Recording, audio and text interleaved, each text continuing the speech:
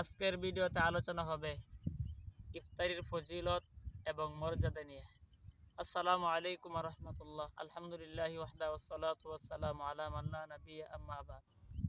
প্রিয় দেশবাসী, বন্ধুগণ, আপনারা যারা যেখান থেকে আজকের আমার এই ভিডিও দেখতেছেন, সকলকে আমার পক্ষ থেকে সালাম। আসসালামু আলাইকুম ওয়া রাহমাতুল্লাহ।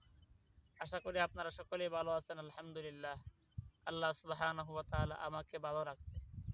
প্রিয় বন্ধুগণ, আজকের ভিডিওটি অনেক গুরুত্বপূর্ণ। যারা আমার ফেসবুক থেকে প্রোফাইল থেকে দেখতেছেন, আপনারা প্রত্যেকে সাবস্ক্রাইব করবেন ইনশাআল্লাহ। পারলে অন্যকে শেখানোর উদ্দেশ্যে আপনারা ভিডিওটি ছড়িয়ে দিবেন। যারা আমার ইউটিউব চ্যানেলকে দেখতেছেন, আপনারা একটি সাবস্ক্রাইব করবেন ইনশাআল্লাহ এবং আমার ভিডিওটি ফলো করবেন।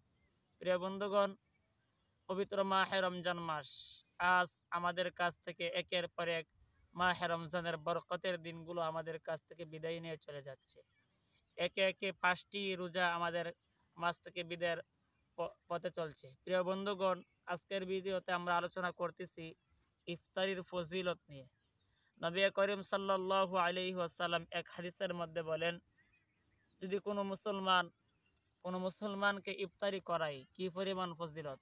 নবী করিম সাল্লাল্লাহু আলাইহি ওয়াসাল্লাম একদিন সাহাবায়ে কেরামের সামনে আলোচনা করতেছে, যদি কোনো মুসলমান ভাইকে ইফতারি করা অথবা কোনো অপর মুসলমানকে ইফতারি করা, আল্লাহ পাক রব্বুল আলামিন 3টি মর্যাদা দিয়ে দেয়।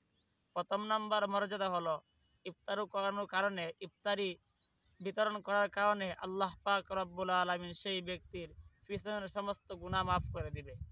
দ্বিতীয় নম্বর মর্যাদা হলো আল্লাহ পাক রব্বুল আলামিন জাহান্নামের খাতা থেকে তার নামটা কাটিয়ে দিবে, জান্নাতের একটি সুসংবাদ দিয়ে দিবে।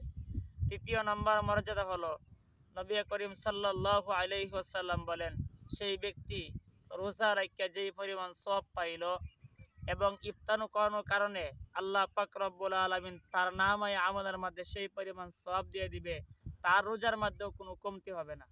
প্রিয় বন্ধুগণ, সাহাবায়ে কেরাম প্রশ্ন করলো, ওগো নবীজি, আমাদের তো পেট বইরা খাওয়ানোর মতো কোনো সামর্থ্য নাই। তখন নবীজি সাল্লাল্লাহু আলাইহি ওয়াসাল্লাম বললেন, তোমরা যদি এক ডুব পানি অথবা এক পেয়ালা দুধ অথবা এক পেয়ালা শরবত অথবা একটা খেজুরও তোমরা ইফতারের সময় খাওয়াইতে পারো, তাহলে তোমাদের বেলা এই সওয়াবগুলো মিলবে।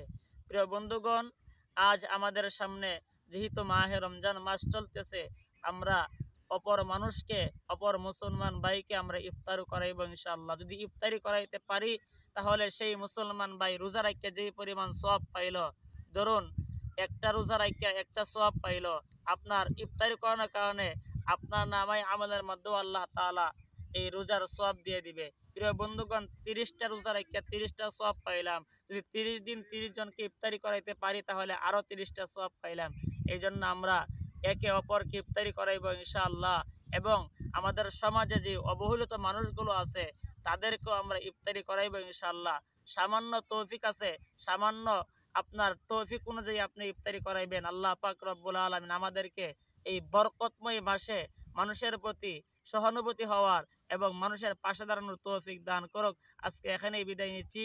আল্লাহ হাফেজ। আসসালামু আলাইকুম ওয়া রাহমাতুল্লাহি ওয়া বারাকাতুহু।